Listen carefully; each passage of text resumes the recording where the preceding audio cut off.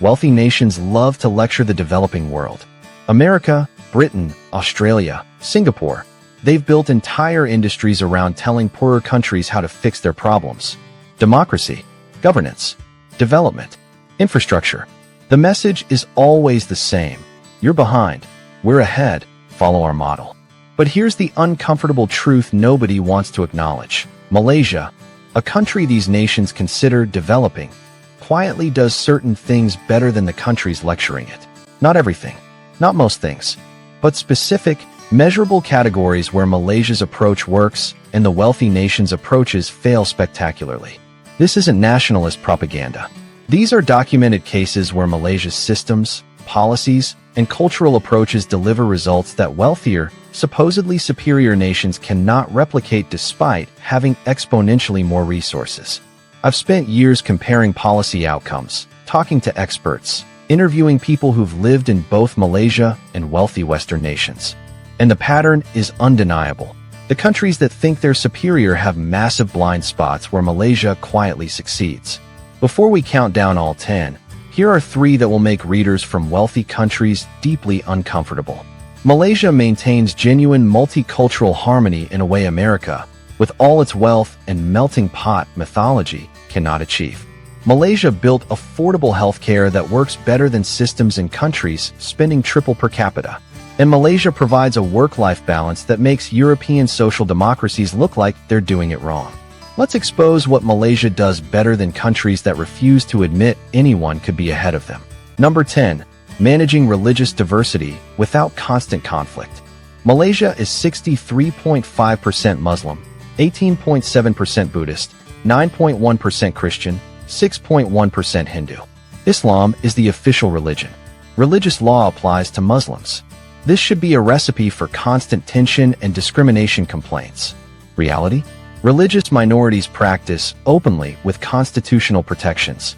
Buddhist temples, Hindu kovils, Christian churches operate freely next to mosques, sometimes on the same block.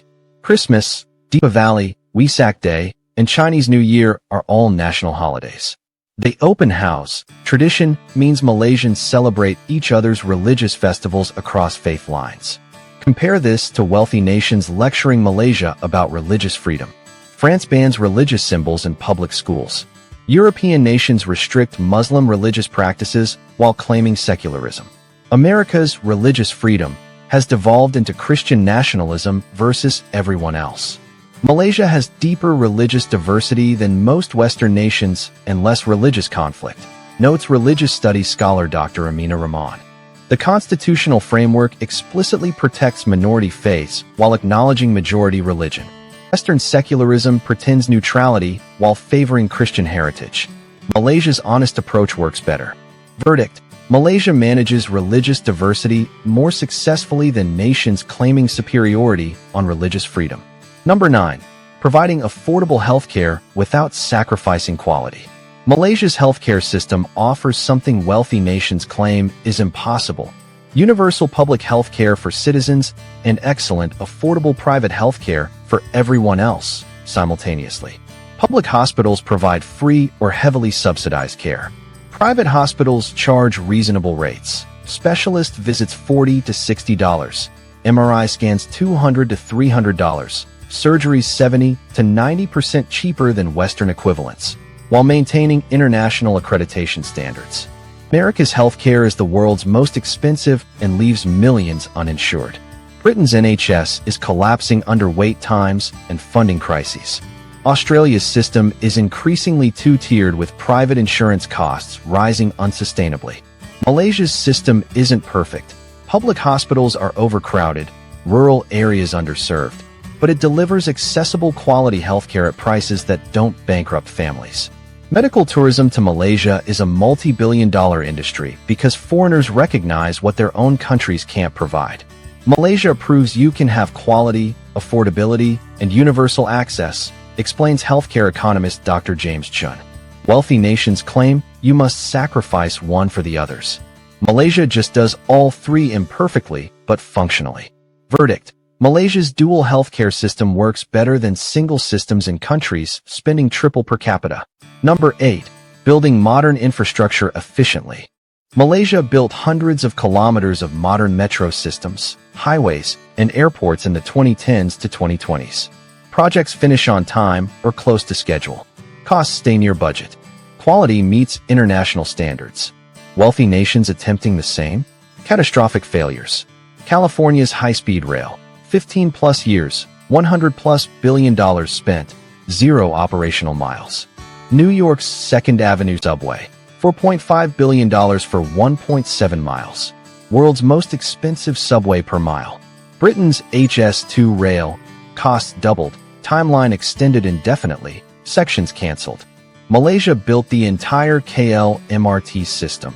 51 kilometers, 31 stations, for $7 billion in 7 years. The US spends more than that on single subway stations. Malaysian infrastructure projects succeed because bureaucracy is streamlined and political will exists, explains urban development specialist Robert Wong. Western infrastructure fails because contractor bloat, union disputes, environmental reviews, and political dysfunction paralyze everything. Malaysia executes. The West debates. Verdict: Malaysia builds infrastructure efficiently, while wealthy nations spend exponentially more for worse results. Number 7. Maintaining work-life balance that actually works. Malaysian work culture respects boundaries Western nations claim to value, but systematically destroy. Standard 40-hour weeks. 15 to 20 annual leave days that people actually take. Public holidays. 11 to 14 nationally plus state religious holidays. Overtime is regulated and compensated. When work ends, work ends. Compared to countries lecturing Malaysia about labor rights. America, 60-plus hour weeks normalized, 10 days annual leave average, often in used, no federal mandatory vacation, constant connectivity expected. Britain, long hours culture, understaffing across sectors, burnout epidemic. Australia, better than America, but sliding toward American patterns. Singapore, extreme overwork culture with world-leading burnout rates. Malaysia culturally values life outside work, observes workplace researcher Dr. Lisa Tan. Western nations claim to value it, but reward overwork and punish boundary setting. Malaysia's approach isn't perfect, but it's honest. You work to live. The West pretends balance matters while destroying it structurally. Malaysian GDP per capita is lower than Western nations. Happiness indexes and life satisfaction scores? Competitive or better? Because quality of life isn't just income. It's having time to enjoy existence. Verdict: Malaysia maintains the work-life balance that wealthy nations sacrifice to capitalism. Number 6. Achieving actual multicultural integration. Malaysia is Malay majority, 69%, Chinese minority, 23%, Indian minority, 7%, plus indigenous groups. 3 major religions. Multiple languages. Deep cultural differences. This diversity is far more complex than Western multicultural societies. Yet Malaysia maintains day-to-day harmony Western nations cannot achieve. Malaysians of different races work together, eat together, celebrate together. Interethnic friendships are normal. Violence between groups is virtually non-existent. Yes, structural inequality exists via Bumiputera policies. Yes, political parties organize ethnically. But social cohesion functions. Western nations claiming multicultural success? America is racially divided with systemic violence.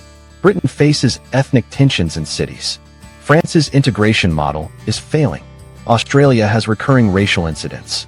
Canada's multiculturalism is fragmenting. Malaysia's multicultural model works because it's honest about differences, explains sociologist Dr. Priya Nair. The West demands assimilation disguised as integration, then wonders why it fails. Malaysia acknowledges distinct communities, protects their rights, and builds frameworks for coexistence. It's messier. It works better. Verdict: Malaysia achieves multicultural harmony wealthier nations claim, but cannot deliver. We want to hear from you right now. Drop a comment below and tell us. If you're from a superior country, does this make you uncomfortable? Defensive? Curious? Be honest. We want to hear it. If you're Malaysian, which one of these do you think your country actually gets right? Which ones are we overstating? And if you're from any country that does certain things better than wealthier nations, tag it. Drop what your country does right that rich countries get wrong. Your thoughts. Right now? Number 5. preventing gun violence and mass casualty events. Malaysia's gun laws are strict. Civilian gun ownership is rare and heavily regulated. The result? Virtually zero gun violence. No mass shootings. No school shootings. No random public gun deaths. Malaysia's homicide rate, 2.1 per 100,000. America's, 6.3 per 100,000. Triple Malaysia's rate despite being exponentially wealthier. But Malaysia is authoritarian with gun control, shout American gun advocates. Except Australia has similar restrictions with similar results, and they're a democracy. So is Japan. And Britain. The common factor isn't authoritarianism. It's gun regulation. America has more guns than people and refuses regulation despite constant mass shootings. The freedom argument falls apart when American children practice active shooter drills and Malaysian children never think about guns at school. Verdict: Malaysia prevents gun violence. Wealthy, gun-saturated nations claim is unavoidable. Number 4. Keeping housing affordable for middle-class families. Malaysia's housing costs have risen but remain accessible to middle-income families. Government intervention, regulations preventing excessive speculation, and public housing programs maintain relative affordability. Meanwhile, wealthy nations face catastrophic housing crises. American cities, middle-class families priced out entirely. Australia, housing prices disconnected from wages. Britain, generation of permanent renters. Canada, affordability crisis in all major cities. San Francisco, Sydney, London, Vancouver, tent cities and homelessness in some of the world's wealthiest cities. Malaysia's cities, despite being poorer, house their populations without mass homelessness. Malaysia proves affordable housing is possible without creating slums. Urban housing expert Dr. David Martinez explains. Wealthy nations have resources Malaysia lacks, but can't house people because housing became investment vehicles instead of homes. Malaysia's system prioritizes shelter. Wealthy nations prioritize profit. Verdict: Malaysia maintains housing affordability and wealthy nations destroyed through financialization. Number 3. Building digital infrastructure that actually serves people. Malaysia aggressively implemented digital infrastructure, e-government services, digital payment systems, integrated apps for transportation and services. Over 90% of Malaysians use digital payments regularly. Government services increasingly function online, reducing bureaucracy. America invented the internet and dominates tech giants. Yet, American government services lag embarrassingly. DMV visits still require in-person waiting. Many services need physical paperwork. Rural broadband access is abysmal. Digital payment adoption is lower than Malaysia. Malaysia leapfrogged Western nations in digital infrastructure adoption, notes tech analyst Sarah Kim. While America debates, Malaysia implements. Malaysian cities now have more integrated digital services than most American cities despite America's supposed tech advantage. Verdict: Malaysia built functional digital infrastructure while tech-superior nations failed implementation. Number 2. Controlling cost of living without destroying quality. Malaysia's cost of living has risen, but remains manageable relative to wages. Food, transportation, utilities, and entertainment stay affordable for median earners. A middle-class Malaysian can afford decent housing, healthcare, food, and recreation on median income. Wealthy nations claiming economic superiority, cost of living is crushing their populations. American wages stagnated while costs exploded. Middle-class Americans cannot afford homes, healthcare, or education. Britain's cost of living crisis leaves families choosing between heating and eating. Australia's costs have risen faster than wages for decades. Malaysia isn't cheap because it's poor, explains economist Dr. Ahmad Hassan. It's affordable because essential services aren't financialized for maximum profit extraction. Wealthy nations optimized for GDP growth and corporate profits. Malaysia optimized for livability. The results speak for themselves. Verdict: Malaysia maintains livable costs while wealthy nations price their own citizens out of decent lives. Number 1. Actually implementing painful but necessary reforms. Malaysia has implemented difficult structural reforms wealthy nations cannot politically accomplish. Subsidy removals, fiscal discipline, pension restructuring. These reforms were unpopular, politically risky, and economically necessary. Malaysian governments did them anyway. Fuel subsidies gradually removed despite public anger. Fiscal deficits brought under control through unpopular spending cuts. GST, goods and services tax, was implemented, removed, re-implemented as political winds shifted, but fiscal policy evolved. Western nations claiming superior governance, completely unable to implement necessary reforms.